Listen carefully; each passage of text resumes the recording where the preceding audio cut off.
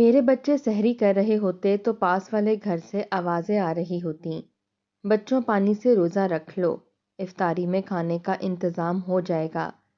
ایک دن میں نے بیٹے کے ہاتھوں ان کو سحری بھیج دی تو ساس نے دیکھ لیا اور سارا کھانا اٹھا کر باہر پھینکا اور بولی، آج کے بعد تم لوگ بھی پانی سے سحری کرو گے، میرے بیٹے کی کمائی اڑا رہے ہو۔ مجھے ساس پر بہت غصہ آیا اور 2 دن گزر گئے، میرے بچے بھی پانی پر آ گئے تو تنگ آ کر میں بچوں کو میکے لے کر جانے لگی تو میرے شوہر دبئی سے آ گئے۔ بچوں کی حالت دیکھ کر ساس کو، اماں آج کھانے میں کیا بنا ہے؟ میرے کانوں میں یہ معصوم سی آواز ٹکرائی تو میرے دل میں ایک عجیب سا اضطراب پیدا ہو گیا۔ ننھے سے بچے کے لہجے میں چھپی ہوئی حسرت مجھ سے ہرگز اوجھل نہ رہی۔ اس کی آواز میں ایک معصوم سی امید بھی تھی اور ایک ڈری ہوئی سی تمنا بھی، جیسے وہ جانتا ہو کہ جواب شاید اس کی خواہش کے مطابق نہ ہو، مگر پھر بھی پوچھے بغیر نہیں رہ سکا۔ بچوں، آج پانی سے سحری کر لو، افطاری میں کھانے کا انتظام ہو جائے گا۔ بچوں کی ماں نے دھیمی مگر ٹوٹتی ہوئی آواز میں جواب دیا تو میرا دل جیسے دھڑکنا بھول گیا۔ بے اختیار آنکھوں میں آنسو بھر آئے۔ یا خدا، یہ کیسی بے بسی تھی! ہمارے دونوں گھرانوں میں صرف ایک دیوار کا فاصلہ تھا، لیکن رہن سہن اور کھانے پینے میں جیسے صدیوں کا فرق حائل تھا۔ ایک ہی گلی، ایک ہی فضا، ایک ہی اذان، مگر قسمتوں کے فیصلے کتنے جدا جدا۔ یہ اب روز کا معمول بنتا جا رہا تھا۔ جب بھی میرے بچے سحری کے لیے دسترخوان پر بیٹھتے، طرح طرح کے پکوانوں کی خوشبو کچن سے آ رہی ہوتی۔ دودھ، انڈے، پراٹھے، دہی، پھل، سب کچھ سجا ہوتا تو پاس والے گھر سے وہی آوازیں سنائی دیتیں۔ بچے معصوم لہجے میں پوچھتے کہ ماں، آج سحری میں کیا ہے؟ ہم کس چیز سے روزہ رکھیں گے؟ اور ماں جواباً انہیں بہلانا شروع کر دیتی۔ کبھی کہتی ابھی دیکھتی ہوں، کبھی کہتی تم ہاتھ منہ دھو لو میں لاتی ہوں، اور آخر کار وہی جملہ دہرا دیتی کہ بچوں، پانی سے روزہ رکھ لو، افطار میں ضرور تم لوگوں کے لیے کھانے کا بندوبست کروں گی۔ اس کے جملوں میں کبھی بھی کسی خاص کھانے کا ذکر نہیں آیا تھا، وہ صرف کھانا کہا کرتی تھی۔ شاید اس غریب خاندان کو دال روٹی کی استعداد بھی حاصل نہ تھی۔ دال روٹی مل جانا ہی ان کے لیے عید کے برابر ہوتا ہوگا۔ میں اکثر سوچتی کہ کیسا دل ہوگا اس ماں کا جو اپنے بچوں کو خالی پیٹ سحری کروا کر خود بھی پانی کے چند گھونٹ پی کر روزہ رکھ لیتی ہوگی۔ اس کے لہجے میں کبھی شکوہ نہ ہوتا، بس ایک تھکن اور بے بسی ہوتی تھی جو دیوار پار کر کے میرے دل تک آ پہنچتی تھی۔ میرا دل عجیب طرح سے دکھتا تھا جب میں یہ سب سنتی تھی۔ کئی بار ارادہ کیا کہ دروازہ کھول کر ان کے گھر چلی جاؤں، ان بچوں کو سینے سے لگا لوں اور کہوں کہ آج سے تم بھی میرے بچوں کی طرح کھاؤ گے، مگر مجھ پر میری ساس کا روب طاری تھا۔ ان کی سخت طبیعت اور تیز لہجہ مجھے روک لیتا۔ میں جانتی تھی کہ اگر انہیں خبر ہو گئی تو قیامت برپا ہو جائے گی، اسی لیے کئی دنوں سے خاموش تھی، اپنے دل کو سمجھا رہی تھی کہ شاید حالات بدل جائیں، شاید وہ خود ہی کچھ انتظام کر لے، شاید کوئی مددگار آ جائے، لیکن آج میں اپنے دل کی پکار کو نظر انداز نہ کر سکی۔ رات کو ارادہ کر لیا تھا کہ کچھ نہ کچھ ضرور کروں گی۔ سحری کا وقت ہونے سے 1 گھنٹہ پہلے اٹھ گئی، خاموشی سے وضو کیا، نماز پڑھی اور پھر کچن میں آ کر ملازمہ کو آہستہ سے آواز دی۔ اسے کہا کہ آج کھانا کچھ زیادہ بنانا ہے، پراٹھے بھی زیادہ، سبزی بھی، انڈے بھی ابال دو اور تھوڑا سا حلوہ بھی بنا لو۔ ملازمہ نے حیرت سے میری طرف دیکھا مگر کچھ پوچھا نہیں۔ شاید وہ بھی سب جانتی تھی۔ میں نے احتیاط سے سب کچھ تیار کروایا۔ دل زور زور سے دھڑک رہا تھا کہ کہیں ساس کی آنکھ نہ کھل جائے۔ عام طور پر وہ اس وقت گہری نیند میں ہوتی تھیں، اسی لیے میں مطمئن تھی۔ کھانا صرف برتنوں میں رکھوا کر میں نے اپنے بڑے بیٹے کو بلایا اور آہستہ سے کہا کہ یہ سب چپ چاپ ساتھ والے گھر دے آؤ اور کہنا کہ کسی کو خبر نہ ہو۔ میرے بیٹے نے معصومیت سے پوچھا کہ امی، کیا ہم ان کے ساتھ نہیں کھا سکتے؟ اس سوال پر میرا دل بھر آیا، مگر میں نے خود کو سنبھالا اور اسے جانے کو کہا۔ دروازہ آہستگی سے کھولا اور بند ہوا۔ چند لمحوں بعد مجھے دیوار کے اس پار سے بچوں کی خوشی بھری آوازیں سنائی دیں۔ وہ دھیمی ہنسی، وہ حیرت، وہ شکریہ کے الفاظ، سب کچھ میرے دل میں اترتا چلا گیا. ایسا لگا جیسے میرے اپنے دسترخوان میں برکت اتر آئی ہو. آنکھیں بند کر کے میں نے اللہ کا شکر ادا کیا کہ اس نے مجھے ہمت دی. لیکن میری یہ خوشی زیادہ دیر قائم نہ رہ سکی. نہ جانے کیسے آج میری ساس کی آنکھ کھل گئی تھی. وہ عموماً اس وقت تک سوئی رہتی تھیں، اسی لیے میں نے اطمینان سے یہ سب کیا تھا. مگر شاید تقدیر کو کچھ اور ہی منظور تھا.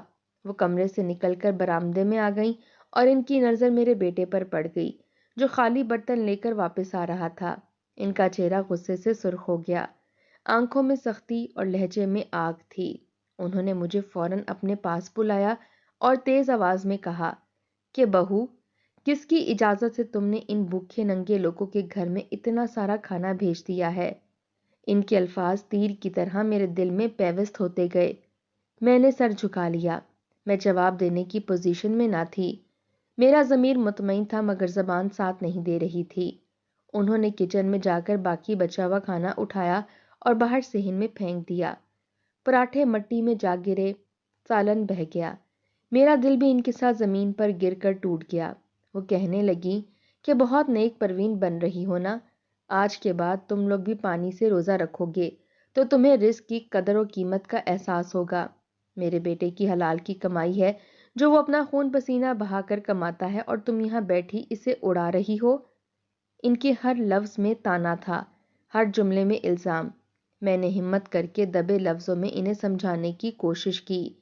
کہا کہ اماں جان، ماہ رمضان تو برکتوں کا مہینہ ہے، دوسروں کا احساس کرنے کا مہینہ ہے. ہم سحر سے پہلے سے لے کر غروب آفتاب تک بھوکے پیاسے رہتے ہیں تاکہ ہمیں بھوک کا احساس ہو. ہمارے سامنے نعمتوں کا انبار لگا ہوتا ہے، لیکن اس کے باوجود ہم ایک دانہ بھی چکھ کر نہیں دیکھتے. یہی تو سبق ہے کہ ہم اپنی خواہشات پر قابو پائیں اور دوسروں کی ضرورت کو سمجھیں. میں نے مزید کہا کہ ہمیں تقوی اختیار کرنا چاہیے، اپنے خرچوں کو بڑھانے کی بجائے کم کر دینا چاہیے تاکہ غریبوں کی مدد کی جا سکے. اللہ نے دوسروں کی مدد کرنے والوں کے لیے بڑا اجر رکھا ہے، اور رمضان میں تو ایک نیکی کا ثواب کئی گنا بڑھا دیا جاتا ہے. اگر ہم اپنے حصے میں سے کچھ بانٹ دیں تو ہمارا کچھ کم نہیں ہوگا بلکہ بڑھ جائے گا. مگر میری ساس میری بات سننے کے موڈ میں نہ تھیں. انہوں نے برا سا منہ بنایا اور کہا کہ اپنی یہ ملمہ شدہ باتیں کسی اور کے سامنے جا کر کیا کرو. مجھ پر تمہاری تقریریں اثر نہیں کرتی. ان کے لہجے میں تمسخر تھا. میں خاموش کھڑی رہی. اندر ہی اندر آنسو بہہ رہے تھے مگر میں نے انہیں آنکھوں سے گرنے نہ دیا. اس لمحے مجھے یوں لگا جیسے ایک دیوار صرف دو گھروں کے درمیان نہیں بلکہ سوچوں کے درمیان بھی کھڑی ہے. ایک طرف وہ بچے تھے جو پانی سے سحری کر کے بھی شکر ادا کرتے تھے، اور دوسری طرف ہم تھے جن کے پاس سب کچھ ہو کر بھی دل تنگ تھے. میں جانتی تھی کہ یہ کہانی یہیں ختم نہیں ہوئی. میرے دل میں جو آگ جل اٹھی تھی وہ بجھنے والی نہ تھی. مگر فی الحال میں خاموش تھی، وقت کے انتظار میں اور اپنے رب سے مدد کی دعا کرتی ہوئی. 2 دن گزر گئے. گھر کا ماحول عجیب سا سنسان ہو گیا تھا. سحری کے وقت جب میں دسترخوان بچھاتی تو اس سے پر پہلے جیسی رونق نہ ہوتی. برتن تو وہی تھے مگر ان میں وہ نعمتیں نہیں تھیں جو پہلے ہوا کرتی تھیں. ساس کے حکم کے مطابق اب میرے بچے بھی پانی سے سحری کر رہے تھے.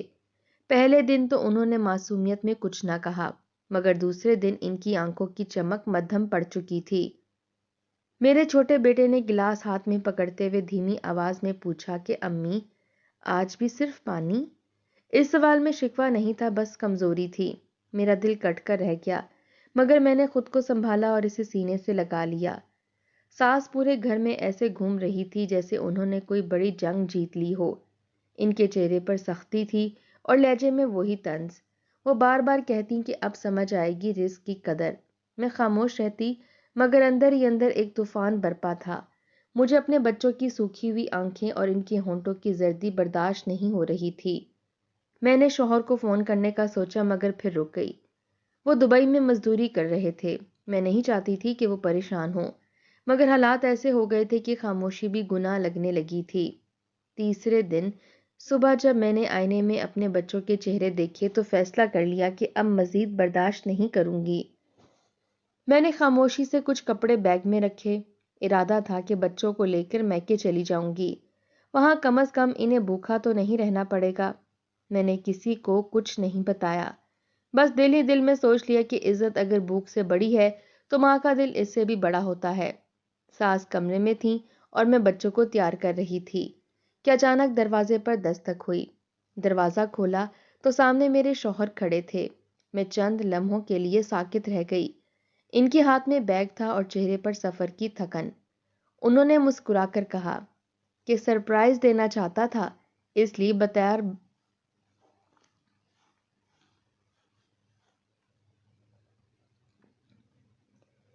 ان کے ہاتھ میں بیگ تھا اور چہرے پر سفر کی تھکن۔ انہوں نے مسکرا کر کہا کہ سرپرائز دینا چاہتا تھا، اس لیے بتائے بغیر آ گیا۔ میرے آنسو بے اختیار بہنے لگے، شاید یہ خوشی کے تھے یا دل کے بوجھ کے۔ انہوں نے فوراً بچوں کو گلے سے لگایا، مگر جیسے ان کی نظر بچوں کے چہرے پر پڑی، ان کی مسکراہٹ ماند پڑ گئی۔ انہوں نے میرے بڑے بیٹے کی ٹھوری اٹھا کر غور سے دیکھا اور کہا کہ یہ اتنا کمزور کیوں لگ رہا ہے؟ میں خاموش رہی، مگر میری خاموشی بہت کچھ کہہ رہی تھی۔ ساس بھی کمرے سے نکل آئیں اور بیٹے کو دیکھ کر خوشی کا اظہار کرنے لگیں۔ انہوں نے فوراً چائے بنانے کا حکم دیا، مگر میرے شوہر کی نظر اب بھی بچوں پر تھی۔ انہوں نے دوبارہ پوچھا کہ کیا بات ہے، گھر میں سب ٹھیک ہے نا؟ ان کے لہجے میں تشویش تھی۔ میں نے نظریں جھکا لیں۔ ساس نے جلدی سے بات سنبھالنے کی کوشش کی اور کہنے لگیں کہ رمضان ہے نا، اس لیے سب کمزور لگ رہے ہیں، روزے رکھ رہے ہیں، بچے بھی شوق سے رکھ رہے ہیں۔ میرے شوہر نے حیرت سے کہا کہ بچے ابھی اتنے بڑے نہیں ہیں کہ روزہ رکھیں۔ پھر انہوں نے میرے چھوٹے بیٹے سے پوچھا کہ بیٹا، سحری میں کیا کھاتے ہو؟ بچے نے معصومیت سے جواب دیا کہ ابو، ہم پانی پیتے ہیں۔ اس ایک جملے نے جیسے پورے کمرے کی فضا بدل دی۔ میرے شوہر کا چہرہ سخت ہو گیا۔ انہوں نے میری طرف دیکھا اور پھر اپنی ماں کی طرف۔ ساس کے چہرے پر ایک لمحے کو گھبراہٹ آئی، مگر وہ فوراً سنبھل گئیں اور بولیں کہ بہو نے خود ہی یہ ڈرامہ شروع کیا ہے، بڑی آئی غریبوں کی ہمدرد۔ میں نے صرف اسے سبق سکھایا ہے تاکہ اسے رزق کی قدر ہو۔ میرے شوہر نے حیرت اور ناراضگی سے پوچھا کہ کون سی غریب؟ تب ساس نے ساری بات اپنے انداز میں بیان کی۔ انہوں نے بتایا کہ میں نے پڑوس میں کھانا بھیجا اور گھر کی بے عزتی کروائی۔ میں اب تک خاموش تھی، مگر جب بات عزت پر آئی تو میں نے پہلی بار سر اٹھا کر شوہر کی آنکھوں میں دیکھا اور سچ سچ سب بیان کر دیا۔ میں نے بتایا کہ کیسے دیوار کے اس پار بچے پانی سے سحری کرتے ہیں اور کیسے میں نے صرف انسانیت کے ناطے کھانا بھیجا تھا۔ میری آواز کانپ رہی تھی، مگر الفاظ سچے تھے۔ کمرے میں خاموشی چھا گئی۔ میرے شوہر نے گہری سانس لی اور صوفے پر بیٹھ گئے۔ انہوں نے دونوں ہاتھوں سے سر تھام لیا، جیسے سوچ میں ڈوب گئے ہوں۔ ساس مسلسل بولتی جا رہی تھیں کہ بہو فضول خرچ ہے اور میرے پیسے لٹا رہی ہے، مگر اس بار ان کے بیٹے نے انہیں روک دیا۔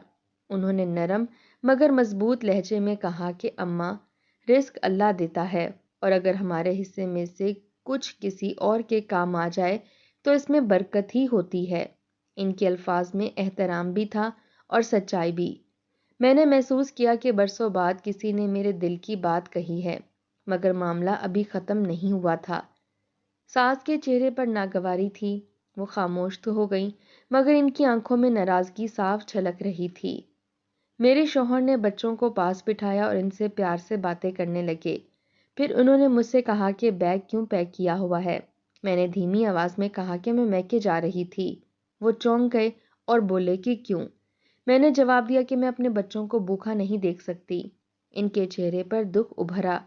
انہوں نے ایک لمحے کے لیے آنکھیں بند کیں، جیسے خود کو سنبھال رہے ہوں، پھر آہستہ سے بولے کہ کوئی کہیں نہیں جائے گا، یہ گھر سب کا ہے اور یہاں کسی کو بھوکا نہیں رہنا پڑے گا۔ ان کے لہجے میں عزم تھا۔ میں نے پہلی بار سکون کا سانس لیا، مگر میں جانتی تھی کہ اصل آزمائش ابھی باقی ہے۔ دیوار کے اس پار بھی وہی بچے تھے اور اس گھر کے اندر بھی، لیکن قسمت کا فرق واضح طور پر نظر آ رہا تھا۔ اچانک میرے شوہر نے مضبوط لہجے میں کہا کہ اس گھر میں کوئی بھوکا نہیں رہے گا، تو کمرے کی فضا یکسر بدل گئی۔ ساس خاموش کھڑی تھی، مگر ان کے چہرے پر ناراضگی کی لکیریں صاف نمایاں تھیں۔ میں بچوں کو اپنے قریب کیے بیٹھی تھی اور دل ہی دل میں دعا کر رہی تھی کہ یا اللہ، آج اس گھر میں انصاف قائم کر دے۔ میرے شوہر آہستہ سے اٹھے اور سیدھا کچن کی طرف چلے گئے۔ انہوں نے برتن کھول کر دیکھے تو واقعی کچھ خاص نہ تھا۔ انہوں نے ملازمہ کو آواز دی اور کہا کہ فوراً بازار سے راشن منگوایا جائے۔ ان کی آواز میں وہ نرمی نہ تھی جو ہمیشہ ہوتی تھی، بلکہ ایک ذمہ دار باپ کی سختی تھی۔ پھر وہ صحن میں آ کر رکے اور دیوار کی طرف دیکھا، جس کے اس پار وہی بچے تھے جو روز پانی سے سحری کرتے تھے۔ انہوں نے مجھ سے کہا کہ پڑوس والوں کو بلاؤ۔ میں چند لمحے کے لیے ہچکچائی، مگر ان کی آنکھوں میں یقین دیکھ کر حوصلہ پا لیا۔ میں دروازے تک گئی اور آہستہ سے دستک دی۔ دروازہ کھلا تو سامنے وہی کمزور سی ماں کھڑی تھی، جس کی آنکھیں میں ہمیشہ شکر اور شرمندگی ساتھ ساتھ جھلکتے تھے۔ میں نے دھیمی آواز میں کہا کہ بھائی صاحب آ گئے ہیں اور آپ کو بلا رہے ہیں۔ چند ہی لمحوں میں وہ ماں اپنے بچوں کے ساتھ ہمارے صحن میں کھڑی تھی۔ بچے دبکے دبکے سے تھے، جبکہ انہیں ڈر ہو کہ کہیں انہیں ڈانٹ ہی نہ پڑ جائے۔ میرے شوہر نے آگے بڑھ کر ان بچوں کے سروں پر ہاتھ پھیرا اور کہا کہ آج سے تم سب ہمارے ساتھ سحری اور افطاری کرو گے۔ یہ سن کر ان کی ماں کی آنکھوں سے آنسو بہنے لگے۔ وہ بار بار کہنے لگیں کہ ہمیں کسی پر بوجھ نہیں بننا۔ میرے شوہر نے نرمی سے جواب دیا کہ بوجھ وہ ہوتا ہے جو دل پر ہو۔ آپ لوگ تو ہمارے لیے رحمت ہیں۔ اگر ہمارے پاس کھانے کو ہے اور ہم بانٹ نہیں سکتے تو پھر یہ رزق ہمارے کسی کام کا نہیں۔ ان کے الفاظ سن کر میرا دل بھر آیا۔ میں نے پہلی بار محسوس کیا کہ شاید میرے صبر کا صلہ ملنے لگا ہے۔ ساس یہ سب دیکھ رہی تھیں۔ شروع میں انہوں نے منہ پھیر لیا، مگر جب بچوں نے مل کر دسترخوان بچھایا اور ایک ساتھ بیٹھ گئے تو منظر کچھ ایسا تھا کہ شاید پتھر دل بھی پگھل جائے۔ میرے شوہر نے خود اپنے ہاتھ سے سب کو کھانا نکال کر دیا۔ انہوں نے جان بوجھ کر پہلے پڑوس کے بچوں کی پلیٹیں بھریں۔ ساس کی آنکھوں میں ایک عجیب سی کیفیت ابھری۔ شاید انہیں احساس ہو رہا تھا کہ معاملہ ان کے قابو سے نکل چکا ہے۔ کھانے کے دوران میرے چھوٹے بیٹے نے خوشی سے کہا کہ ابو، آج تو بہت مزہ آ رہا ہے۔ یہ جملہ ساس کے دل پر جیسے دستک بن کر لگا۔ انہوں نے پہلی بار غور سے اپنے پوتوں کے چہرے دیکھے۔ واقعی 2 دن میں وہ مرجھا گئے تھے۔ ان کی آنکھوں کے گرد ہلکے پڑے گئے۔ شاید ماں ہونے کے ناطے ان کے اندر کہیں نہ کہیں نرم گوشہ باقی تھا جو اب جاگ رہا تھا۔ اچانک ساس اٹھیں اور کمرے میں چلی گئیں۔ سب نے سمجھا شاید وہ ناراض ہو کر جا رہی ہیں، مگر چند لمحوں بعد وہ واپس آئیں تو ان کے ہاتھ میں ایک ڈبہ تھا۔ اس میں وہ پیسے تھے جو وہ اکثر جمع کر کے رکھتی تھیں۔ انہوں نے آہستہ سے وہ ڈبہ میرے شوہر کے سامنے رکھ دیا اور بولیں کہ اگر بانٹنا ہی ہے تو کھل کر بانٹو، مگر آئندہ مجھے بتا کر کرنا۔ ان کی آواز میں پہلے جیسی سختی نہ تھی، بلکہ ایک تھکن اور نرمی تھی۔ میں حیران رہ گئی۔ میرے شوہر نے مسکرا کر ان کا ہاتھ تھام لیا اور کہا کہ اماں، آپ کی اجازت اور دعا دونوں چاہیے۔ ہم سب مل کر کریں گے تو زیادہ برکت ہوگی۔ ساس کی آنکھوں میں نمی تیرنے لگی۔ شاید انہیں احساس ہو گیا تھا کہ 2 معصوم بچوں کو سزا دے کر انہوں نے زیادتی کی تھی۔ ظلم صرف مارنے کا نام نہیں ہوتا، کبھی کبھی کسی کو اس کے حق سے محروم کرنا بھی ظلم ہوتا ہے۔ اس دن کے بعد ہمارے گھر کا نقشہ بدل گیا۔ سحری اور افطاری کا دسترخوان مشترکہ ہونے لگا۔ دیوار اگرچہ اپنی جگہ موجود تھی، مگر دلوں کی دیوار گر چکی تھی۔ میرے شوہر نے محلے کے چند اور مستحق گھرانوں کا بھی پتہ کیا اور باقاعدگی سے راشن بھجوانا شروع کر دیا۔ انہوں نے صاف کہہ دیا کہ اگر اللہ نے دیا ہے تو اس میں دوسروں کا حق بھی شامل ہے۔ چند دن بعد میں نے دیکھا کہ ساس خود اپنے ہاتھ سے کھانا بنا کر ایک پلیٹ میں رکھ رہی ہیں۔ میں نے حیرت سے دیکھا تو وہ بولیں کہ ساتھ والے بچوں کو دے آؤ۔ میں نے مسکرا کر پلیٹ لے لی۔ میرے دل میں ان کے لیے کوئی گلہ باقی نہ رہا تھا۔ شاید یہی ظلم کا بدلہ تھا کہ انسان کو اس کے عمل کا احساس دلا دیا جائے۔ رمضان کے آخری عشرے میں گھر کا ماحول بالکل بدل چکا تھا۔ پہلے جہاں طنز اور سختی تھی، وہاں اب دعا اور شکر گزاری تھی۔ ساس اکثر کہتی کہ واقعی رزق بانٹنے سے کم نہیں ہوتا۔ میرے شوہر بچوں کو سمجھاتے کہ کبھی کسی کو حقیر مت سمجھنا، کیونکہ حالات بدلتے دیر نہیں لگتی۔ عید کی رات جب سب بچے نئے کپڑے پہنے صحن میں کھیل رہے تھے تو میں نے آسمان کی طرف دیکھا۔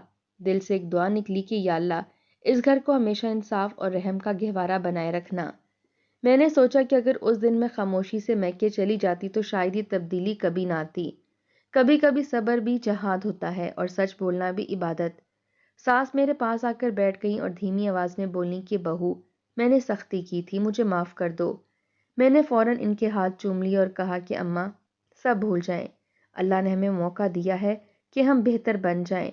اس لمحے مجھے محسوس ہوا کہ اصل بدلہ انتقام نہیں بلکہ اصلاح ہوتی ہے۔ ظلم کا بدلہ نفرت سے نہیں بلکہ عدل اور احسان سے دیا جائے تو دل بدل جاتے ہیں، دیواریں گر جاتی ہیں اور گھر جنت کا منظر پیش کرنے لگتے ہیں۔ اور میں نے دل ہی دل میں شکر ادا کیا کہ میرے بچوں نے بھی بھوک تو دیکھی، مگر اس بھوک نے ہمارے گھر کو انسانیت کا سبق سکھا دیا۔